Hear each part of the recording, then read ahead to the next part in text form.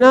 तो इसीलिए यहाँ पर आचार्य महाराज समझाते हैं कि ये जीव ने अजीव में रागादि करके अपना ही संसार बढ़ाया है। अब यहाँ पर धर्मास्तिकाय की बात आती है। धर्म अस्तिकाय है। धर्म क्या है? अस्तिकाय है। और ये कैसा होता है? अथ धर्म द्रव्य व्याख्याति, उसको धर्म द्रव्य का यहाँ पर व्याख्यान करते हैं। 17 नंबर की गाथा है। गई पर्याण धम्मो पुग्गल जीवाण गमन सहयारी, तोयम जय मच्छाणम अच्छंताणे विसोड़े। पढ़िए।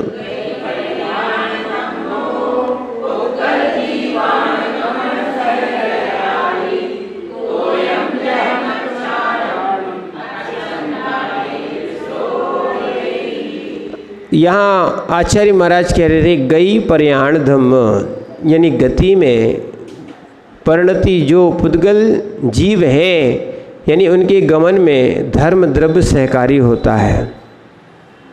किसमें? गमन में धर्म द्रव्य सहकारी होता है। जैसे तोय जे मच्छाणम, जैसे मछली के लिए जल सहकारी है। क्या है? तोयम। तोयम का अर्थ क्या होता है? जल। ठीक है। तोयम जह मच्छाणम, मैंने तोयम का अर्थ भी क्या होता है? जल। बहुत सारे, ध्यान रखना, आचार्य महाराज भी बहुत सारे उनके जो नाम होते हैं पर्यायवाची होते हैं उनको रखा है। जल का नाममाला में जल का अर्थ या जल का पर्यायवाची नाम तोय भी आया, नीर भी आया। ठीक है। एक नहीं सुना होगा, वारी भी आया। क्या? विष भी आया। ये कह रहे हैं। एक नाम क्या आया? विष भी कहते हैं, अम्बु भी बोलते हैं। तो ऐसे अलग अलग नाम हैं और अलग अलग, जैसे उदक भी बोलते हैं। इसीलिए अपन उदक चंदन तंदुल पुष्प कही। उदक यानी क्या होता है? जल। ठीक है ना। इसीलिए यहाँ तोय का अर्थ क्या दिया है? जल।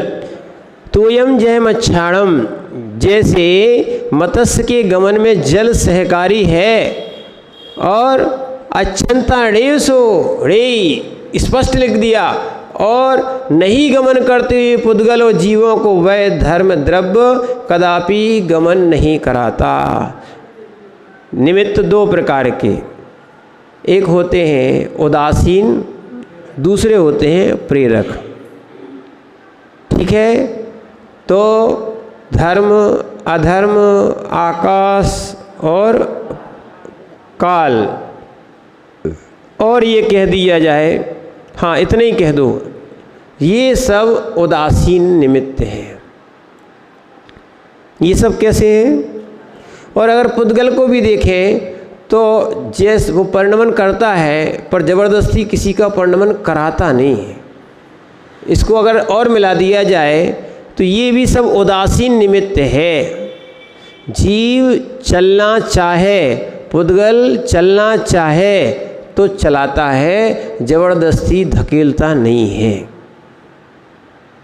जैसे देव शास्त्र जीव के लिए उदासीन निमित्त हैं, पर गुरु उदासीन भी हैं और प्रेरक भी हैं। प्रेरणा देते हैं। क्या करते हैं? प्रेरणा देते हैं। अगर प्रेरणा नहीं देंगे तो लोग मोक्ष मार्ग को और बढ़ेंगे नहीं। क्या है? और वास्तविकता में हटाना ही पड़ता है।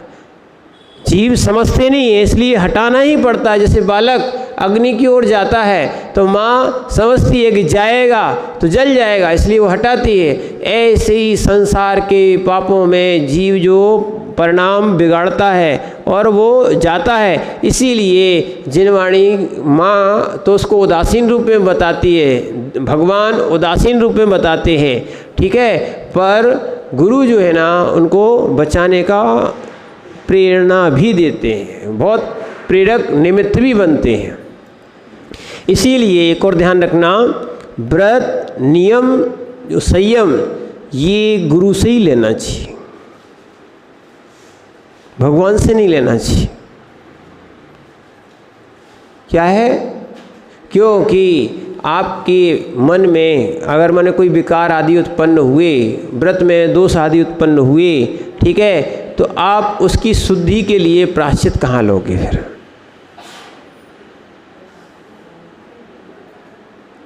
किससे लेंगे? ठीक है ना। और प्रायश्चित में भी मूल भाव नहीं करना चाहिए, इतना दे दो इतना ले लो, उनने इतना दिया था इनने इतना दिया था। क्या है? वास्तविकता में ये एक ध्यान रखना, नहीं तो आप वहाँ भी बनियाईगिरी बताओ। ठीक है, ये जरूर है, आचार्य भी जानते हैं, क्योंकि आचार्य महाराज या जो आपको प्रायश्चित दे रहे हैं वो समझते हैं जो शिष्य की जैसी कैपेसिटी होती है उस हिसाब से उनको प्रायश्चित देते हैं। क्या है? इसीलिए क्या नहीं, छोटे नियम की बात नहीं कर रहे। जैसे आज सुबह ही बताया था, सुबह जो बताया था दिग्व्रत और देशव्रत। दिग्व्रत ले लो, माना कि आपने, तो वो आप गुरु के समक्ष लो। नहीं, देशव्रत लोगे, दिग्व्रत, हाँ दिग्व्रत आप गुरु के समक्ष। और नित्य नियम लेना है बार बार के छोटे छोटे नियम, तो इस सुबह भी अपन भी क्या हो सकते हैं, किसमें ले सकते हैं? स्वयं ले लिए। हाँ, पर उनमें कभी कोई अतिचार आदि हुआ तो फिर उसका प्रायश्चित भी लेना पड़ता। हमने इतना नियम किया था पर इतना हो गया, धोखे आदि से हो गया, माना कि 6 हरि का नियम था, 10 हरि का नियम था, और वो हमारा हो सकता है भूल गए, याद ही नहीं रहा। नहीं, वो चलेगा जब नहीं है महाराज। सबसे पहली बात तो ये है, व्रत है, वास्तविकता में गुरु सानिध्य में लोगे तो एक अलग प्रेरणा मिलती है। हम लोगों ने भी किए, जैसे हम लोगों ने जब पहले निर्ग्रंथ दीक्षा हुई, मुनि दीक्षा हुई, उसके बाद हम भी सोच रहे थे कि रत्नात्रय का तेला करेंगे। आचार्य जी ने कहा ठीक है, एक एक करके लेना। जैसे एक उपवास हुआ कर लेते थे, दूसरा उपवास हुआ तो लगा कि अब माने तीसरा उपवास नहीं हो पाएगा, तो ठीक है, अगर इकट्ठा लिया और नहीं किया या नहीं बना तो क्या है, आकुलता उत्पन्न होती है, संक्लेशता उत्पन्न होती है। तो ठीक है, आचार्य जी बोले ठीक है 2 कर लो। फिर आगे चतुर्मास बम्बई में भी हुआ, नहीं ऊदगांव में हुआ, तो लगभग फिर हम लोगों ने तेला कर लिया था। फिर बम्बई में हुआ, वहाँ भी तेला कर लिया। 3 साल मैंने हो गए। तो कहने का था कि हो सकता है कि तेला तो करना था, भाव था, पर नहीं कर पाए। क्या था? और कार्य भी ध्यान रखना, कार्य भी ऐसा होता है, कई बार ऐसे कई उपवास होते हैं, व्रत होते हैं, जब हम नहीं कर पाते हैं या गुरु समझते हैं कि नहीं करना है तो नहीं करना है, शक्ति नहीं है तो शरीर को संक्लेशित नहीं करना चाहिए। विशुद्धि के लिए व्रत होते हैं, प्रमाद के लिए भी नहीं है। कि बहुत अच्छी बात बता दी आचार्य माने महाराज जी ने कि अब क्या करेंगे, विशुद्धि जिसमें बनती हो वही कार्य करेंगे। शक्तितस त्याग, शक्तितस तप, ये भावनाएं हैं जिससे विशुद्धि बढ़े। नहीं है, धीरे धीरे कैपेसिटी बढ़ाओ आप, ठीक है ना। आपने यहाँ इसीलिए एक क्रम दिया है। क्या दिया है? पहली प्रतिमा, दूसरी प्रतिमा, तीसरी प्रतिमा, चौथी, है ना, क्रम दिया के ना। अब ऐसे ऐसे लोग भी हैं जो सीधी प्रतिमा की बात नहीं करते हैं और सीधा महाव्रत भी धारण कर लेते हैं। कई लोग ऐसे होते हैं कि धीरे धीरे, और कई लोग नीचे आने की भी सोचते, तो उनको प्रेरणा देते कि भैया जो व्रत लिया है विशुद्धि सहित पालन करो। करना तो है ही, आनंद आएगा। बस एक है, जीव को दृढ़ता होना चाहिए। क्या है, आगम के विपरीत नहीं हो और परिणामों में दृढ़ता हो, व्यक्ति हर कार्य कर सकता है। क्या है, निगोद भी जा सकता है और मोक्ष भी जा सकता है। भले कोई कहता रहे कि पंचम काल में मोक्ष होते ही नहीं है, क्यों मुनि महाराज बने? अरे भैया, संस्कार तो हो गए मुनि महाराज के। अभी संस्कार यानी ये वाले संस्कार नहीं, जो चर्या के संस्कार ये बन गए। स्वप्न में भी मुनि अवस्था याद आती है। अब सुनना, स्वप्न में भी जब मुनि अवस्था याद आती है और ये संस्कार बन गए हैं तो आगे संयम मिलेगा, पक्का है। क्या है, अभी जिनके भी देखना पूजन के संस्कार बन गए हैं, दर्शन के संस्कार बन गए हैं, अगर उनको ये ना मिले तो क्या है, आकुलता व्याकुलता होती कि नहीं होती कि नहीं होती है? जैसे लॉकडाउन हो गया था, भोजन ना मिले चलेगा, देखो ये होती है श्रद्धा, भोजन ना मिले चलेगा। इसीलिए पहले माता पिता एक नियम दिलाते थे, जब तक, अब आप लोगों ने थोड़ा सा गड़बड़ कर दिया है, क्या है कि जब तक भोजन नहीं मिलेगा जब तक कि दर्शन ना करके आओगे, दर्शन करके आओ तब भोजन मिलेगा। चंदन लगा के आओ, कई लोग सुना रहे थे, बड़ा वाला घंटा बजा के आओ, यहाँ सुनाई देना चाहिए। क्या था, ये संस्कार थे। तो बच्चे जाते थे और भोजन के लिए क्या करते थे, भोजन के चक्कर में दर्शन करके आते थे, बस उनका भोजन का चक्कर था, बस लोभ दिया जाता था। जैसे बच्चों को लोभ दिया जाता है, धीरे धीरे धीरे धीरे करके वो आते हैं, फिर उनके संस्कार बन जाते हैं। ये बिल्कुल आवश्यक है। ये कभी नहीं कहना कि नहीं मन नहीं लगता है तो मंदिर जाने से क्या फ़ायदा, या बच्चे कहें या आप भी कहें नहीं जाना है। जैसे भूख ना भी लगे तो थोड़ा बहुत खाते पीते हो कि नहीं, या रोग हो जाता है तो क्या मन से दवाई खाना पड़ती है, मन से इंजेक्शन लगाते हो, मन से ऑपरेशन कराते हो, तो कराना पड़ता है। ऐसे ही संस्कार डालने के लिए बहुत आवश्यक है। और ये अगर संस्कार डाल दिए ना, फिर धीरे धीरे उसके भाव बन जाते हैं और फिर धीरे धीरे कार्य हो जाता है। इसीलिए ये संस्कार भी बहुत आवश्यक है। प्रेरणा प्रेरक निमित्त भी बहुत कार्यकारी होता है। तो हम इस चीज़ को समझें कि जैसे हमारे इस भाव में संस्कार बन गए ना, अगले भाव में विरक्ति के संस्कार रहेंगे। और जिनके यहाँ तक कि स्वर्गों में भी जाएंगे, जो सम्यक दृष्टि होंगे, वो जिनेंद्र की आराधना और उनके पंच कल्याणक विदेश क्षेत्र आदि में जाके खूब मनाएंगे, खूब आनंद से रहेंगे।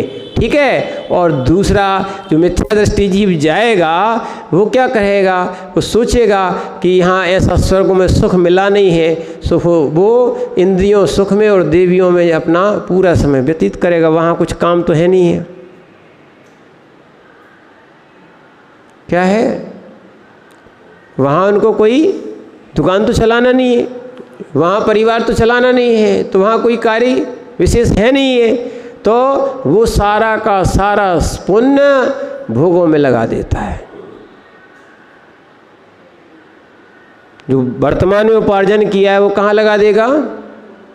और अब आपको और सीधा सीधा उदाहरण दें, जैसे मेढक भगवान के दर्शन करने जा रहा था, उसका दर्शन का संस्कार जब वो बीच में ही मरण को प्राप्त हो गया, तो उसका देवपने में माने देव पर्याय में गमन हुआ, तो उसका संस्कार काम में ये आया। जैसे ही वो कहाँ गया, स्वर्ग गया, वो सोच रहा था मैं तो मेढक था, कहाँ आ गया, तो अवधि ज्ञान लगा लिया कि मैं स्वर्ग में आ गया। तुरंत कहाँ जा रहे थे, समूह शरण में। तो ठीक अपने अंतर मुहूर्त में शरीर पूरा हो गया, सब कुछ हो गया, तो अंतर मुहूर्त में अपने परिकर के साथ देवी जो अपनी उनकी थी, सबको लेके कहाँ आ गए, समूह शरण में आ गए। संस्कार नहीं होता तो ऐसा कार्य हो पाता क्या। ये तो बिल्कुल देखा हुआ या अपना बिल्कुल परिचित जो उदाहरण है संस्कार था तो काम आया। इसीलिए बहुत जगह संस्कार बहुत काम आते, इसलिए ऐसे संस्कार बनाओ और प्रेरणा भी करो। क्या है, जीव प्रेरणा भी करता है। ऐसे बच्चों को ध्यान रखना, बच्चों को आप प्रेरणा भी करो, तब जाके वो नियम व्रत आदि को पालेंगे। देखो ये अपना कर्तव्य है कि अष्टमूल गुण हमारा कर्तव्य था, सो दिए।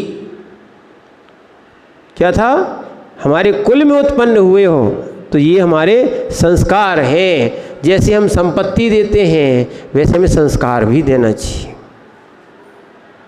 क्या बच्चों से कहो जैसे तुम्हारा हमारी संपत्ति पे अधिकार है तो हमारे कुल में जन्मे हो तो हमारे कुल का संस्कार भी तुम्हें लेना पड़ेगा।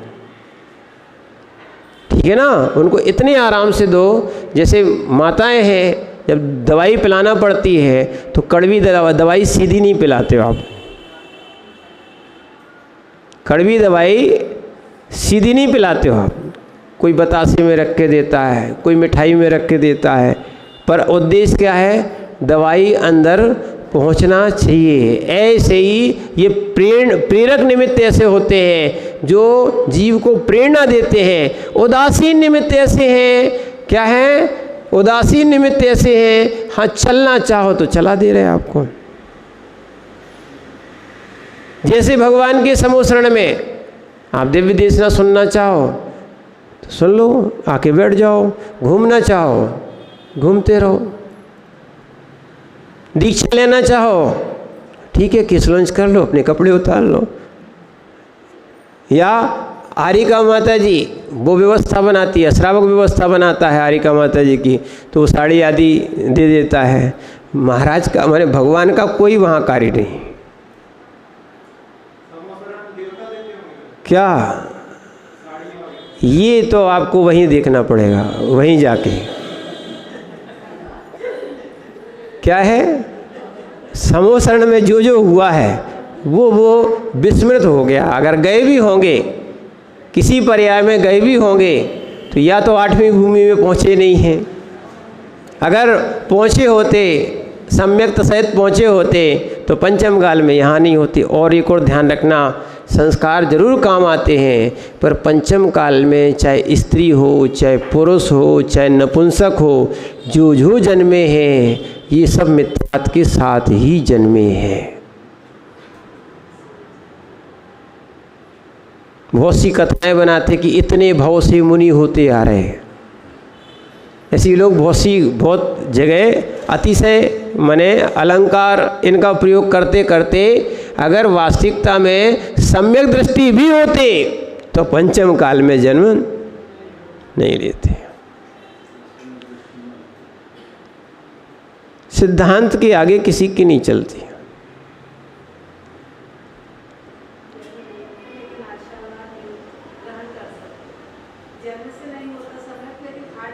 हाँ ये जरूर है, जन्म से सम्यक तो नहीं होता, पर स्त्री पुरुष सबके लिए मनुष्य पर्याय में 8 वर्ष अंतर मुहूर्त के बाद सम्यक तो हो सकता है। ऐसी देवों में जो भवनवासी आदि हैं, मन में भवनत्रक जो होते हैं, जिनको अपन और भी बोलते हैं, ये जितने भी यक्ष यक्षिणी आदि भी हैं, ये समझना, ये जितने भी हैं भवनत्रय के देव, ये जन्म से मिथ्या दृष्टि होते हैं, पर अंतर मुहूर्त बाद 8 वर्ष भी नहीं लगते, अंतर मुहूर्त बाद क्या है, सम्यक्त प्राप्त करने की योग्यता हो जाती है। चाहे वो देव हों चाहे वो देवियाँ हों, सारे स्वर्गों में अगर मिथ्या सहित जन्मे हैं तो अंतर मुहूर्त में उनकी सम्यक्त की योग्यता हो जाती है। और मनुष्यों में 8 वर्ष अंतर मुहूर्त, और नारकियों में मात्र अंतर मुहूर्त वहाँ भी लगता है। मिथ्यात्व के साथ जन्मे हैं, पर 7वें नरक का नारकी भी सम्यक दृष्टि बन सकता है। इसलिए ध्यान रखना, चारों गतियों में सम्यक्त हो सकता है। चारों गतियों में सम्यक्त हो सकता है। कहाँ हो सकता है? चारों गतियों में सम्यक्त हो सकता है। 7वें नरक में भी सम्यक्त हो सकता है।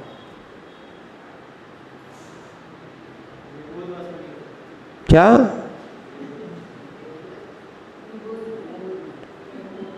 ध्यान रखना, सम्यक्त के लिए योग्यता भी तो सोचो क्या है, जिसको काल लब्धि भी कहते हैं। सबसे पहले क्या है, पंचेंद्रिय होना चाहिए। पंचेंद्रिय क्या, बात ही खत्म हो गई। क्या होना चाहिए, सुन लो भैया, पंचेंद्रिय आप बने हो, अपन बने हैं, इसका आप मूल्य समझो। पंचेंद्रिय, संगी, पर्याप्तक, और बस इतना ही विशेष मान के चलना। कौन कह दिया, चीज़ ऐसी बोलो बाधित नहीं हो पाएगी। आपने गर्भज बोल दिया तो उपपाद वाले मनुष्यों में गर्भज का देखना पड़ेगा,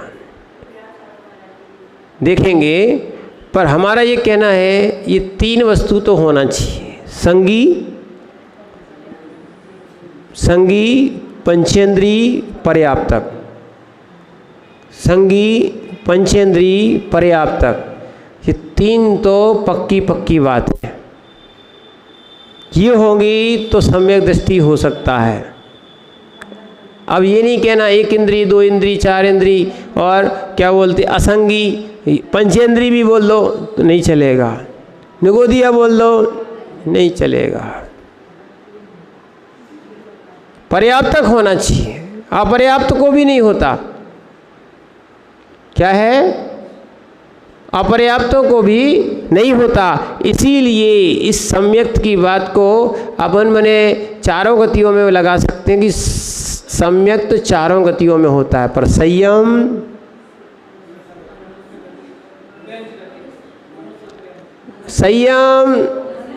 मात्र मनुष्य गति में। देखो हमने संयम की बात कही है, संयमा संयम की, देश संयम की बात नहीं कही। संयम ठीक है, मनुष्य गति में ही हो सकता है, और संयमा संयम या एक देश संयम ये त्रयंच और मनुष्यों में हो सकता है। इसीलिए ध्यान रखना, सम्यक्त भी प्राप्त करना और सम्यक्त के साथ संयम भी प्राप्त करना अति आवश्यक है। अगर ये नहीं हुआ तो जीव का कल्याण नहीं हो पाएगा। ठीक है ना। इसीलिए आचार्य महाराज यहाँ पर समझाते हैं कि धर्म द्रव्य सहकारी कारण है, कार्यकारी कारण नहीं है। सहकारी, कार्यकारी, सहकारी, कार्यकारी, जो कार्य में सहायक हो सहकारी, कार्य में सहायक हो सहकारी, और जो कार्य में उपादान रूप जिससे कार्य होता है कार्यकारी। जैसे धर्म द्रव्य सहकारी, जल सहकारी, जीव या पुद्गल जो चल रहा है स्वयं के उपादान से, ये कार्यकारी है।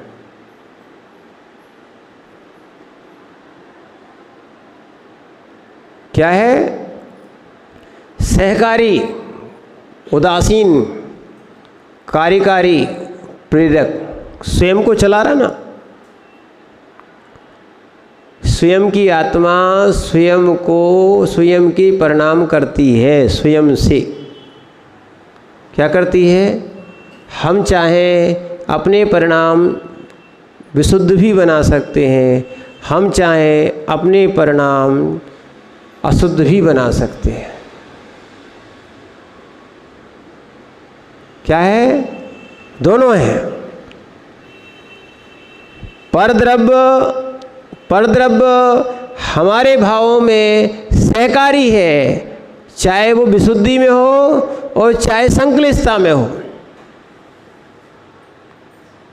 क्या है? हम कह देते हैं कि हमने ये चित्र देखा या पेज देखा तो हमारे भाव बिगड़ गए।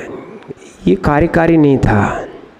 कार्यकारी साधन और सहकारी साधन सहकारी साधन निज आत्मा है, निज उपादान है।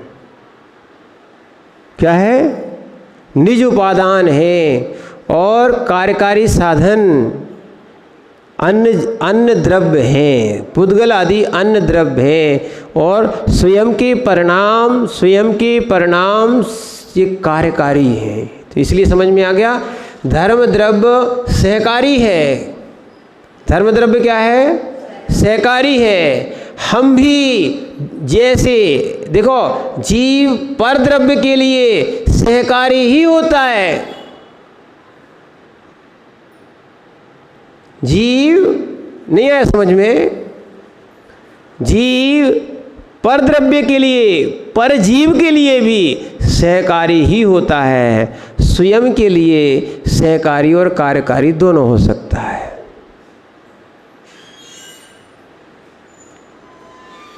इसीलिए क्यों समझा रहे? संक्लेशता आप अपने अंदर उत्पन्न करना ही नहीं, हम सबके लिए, संबंधियों के लिए, हम संबंधियों के लिए सहकारी साधन है, कार्यकारी साधन नहीं है। इसलिए संक्लेशता लेना नहीं। क्या है? जैसे धर्म द्रव्य है, ऐसी गुरु भी है, सहकारी साधन है। कैसे है? सहकारी साधन है, कार्यकारी साधन नहीं है। कार्यकारी साधन निज उपादान उस द्रव्य का है।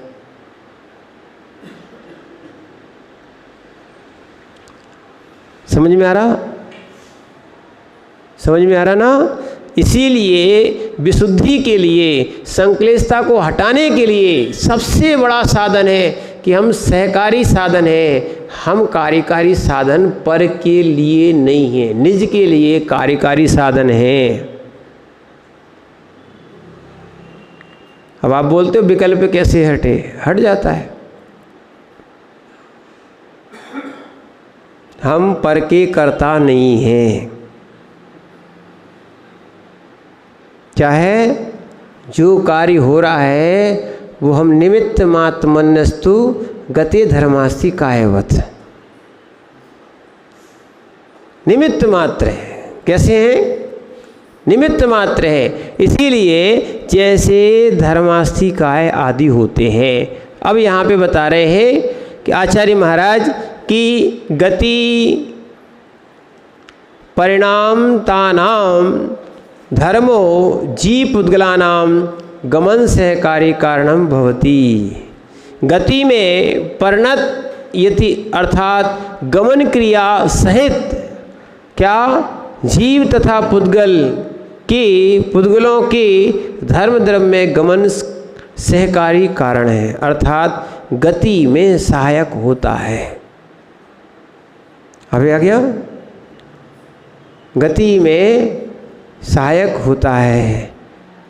जैसे देखो आनंद आएगा इसमें। जिसने धर्म को पढ़ लिया उसको दो फायदे, उसका पर घर भी, जो अपन निज घर मान के चलो, जो आप जिस घर में रहते हो वो भी सुधर जाएगा और परमार्थ भी सुधर जाएगा। क्या सुधर जाएगा? हम सहकारी हैं, संग में रहो पर संग में ना रहो।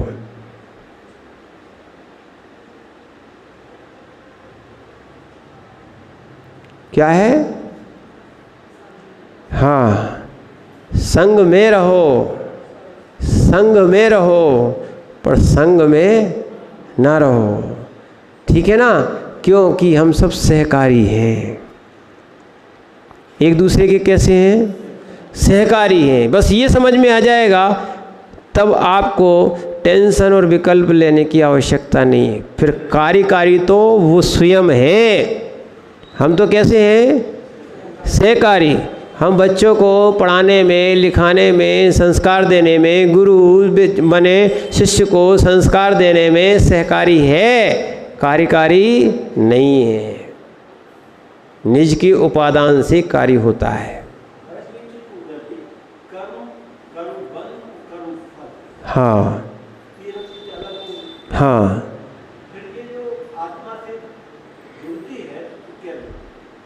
बहुत अच्छा ये बताएंगे ये संश्लेष संबंध है। क्या है? संश्लेष संबंध है। होगा। एक दिन हमने सोचा था, पर वो कागज़ अभी रखा है, हम सोच रहे किसको दें। वो सबको आपको मिल जाएगा। तो कर्म की दशाएं बताएंगे, उसमें कर्म के बंध की 10 दशाएं दी हैं, करण दिए हैं, 10 परिणाम दिए हैं जो उदय आदि में आते हैं। पर उससे इनका प्रश्न बिल्कुल मिलता जुलता है। तो कहने का अर्थ यही है कि जीव जो है ना, जीव जैसे जैसे परिणाम करता है, जीव रागादि परिणाम के करने में स्वयं कारण है, और जैसे ही कारण है और पुद्गल बन जाते हैं, उनकी योग्यता है, संश्लेष हो जाता है। जैसे दूध और पानी मिल जाता है ना, ऐसी आत्मा में कर्म मिल जाते हैं, संश्लेष संबंध हो जाता है। कैसा हो जाता है? और यही जब जीव अज्ञान अवस्था में होता है, तब ये इस शरीर को आत्मा मानने लगता है, कर्म को आत्मा मानने लगता है, या शरीर और आत्मा को एक मानने लगता है। जब तक ये भिन्नत्व नहीं आएगा सारे द्रव्यों से, तब तक जीव को भेद विज्ञान नहीं होगा। हाँ, वर्तमान में अभी मिश्र दशा है, फिर भी दोनों द्रव्य स्वतंत्र हैं। एक और ध्यान रखना, पर हमारे लिए संकल्प विकल्प के लिए सहकारी है, कार्यकारी नहीं है। कर्म हमारे लिए कर्मोदय आते हैं, सहकारी हैं, कार्यकारी नहीं है। क्रोधादि उदय में आते हैं, रागादि उदय में आते हैं, सहकारी हैं, कार्यकारी नहीं है। निज का पुरुषार्थ, इसलिए पुरुष कहा जाता है। निज का पुरुषार्थ, निज का पुरुषार्थ किसी ने बहा दिया और तुम बह गए, तो तुम्हारा पुरुषार्थ क्या रहा?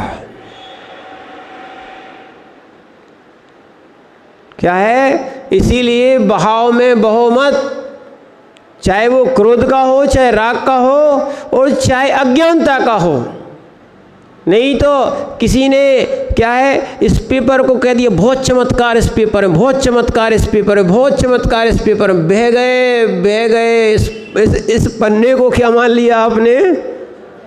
चमत्कारी मान लिया।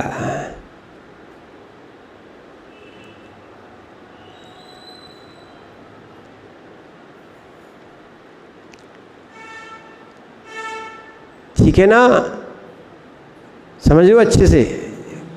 ये बहुत सारे लोग बहाव में बह जाते हैं, पर निज का ही उपाधि का ज्ञान होना चाहिए कि हमें कहाँ बहना है, कहाँ नहीं बहना है।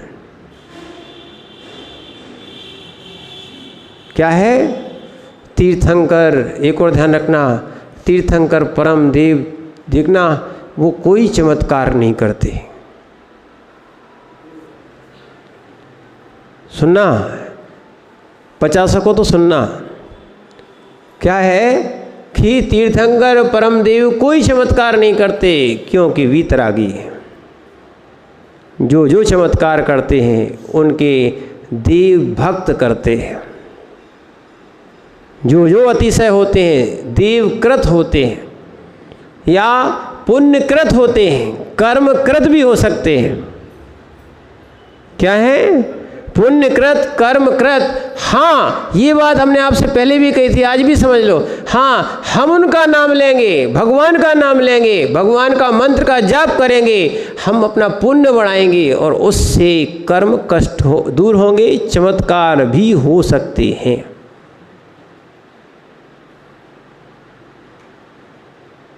भगवान सहकारी, निज का पुण्य, निज की विशुद्धि कार्यकारी। क्या? नहीं तो वास्तविकता में जब तक ये चीज़ समझ में नहीं आती है, लोग चमत्कार के चक्कर में घूमते हैं। मात्र उनको चमत्कार पर श्रद्धा है, देवशास्त्र गुरु पर श्रद्धा नहीं है। समंतबद्ध स्वामी देखो ना, अनायतन में भी, अनायतन में जाने के बाद भी श्रद्धा थी और अनायतन को भी जिनायतन बना दिया। ये श्रद्धा का चमत्कार था। क्या है, उन्होंने स्पष्ट कह दिया था कि भाई आप इसको संभाल लो, बांध लो, क्या है, कस लो, हमारा नमस्कार नहीं झेल सकता। ये तो दृढ़ता होना चाहिए सम्यक दृष्टि जीव के अंदर, इतनी विशुद्धि होना चाहिए। क्या, पर हम क्या है, सही हमने कई जगह बोला, लोग समझते नहीं है, लोग सोचते कि आपको आना वहीं पड़ेगा। अपन घुमाने का काम नहीं करते, बहुत घूम चुके संसार में, ठीक है ना। तो इसीलिए क्या है, एक जगह देखा कि एक मंदिर में, बाजू के मंदिर में चमत्कार वाले भगवान थे पार्श्वनाथ स्वामी, तो उनके अभिषेक के लिए लाइन लगी थी और दूसरी बगल में ही भगवान की एक वेदी थी, वहाँ लोग कपड़े बदल रहे थे, अपने कपड़े और रख रहे थे।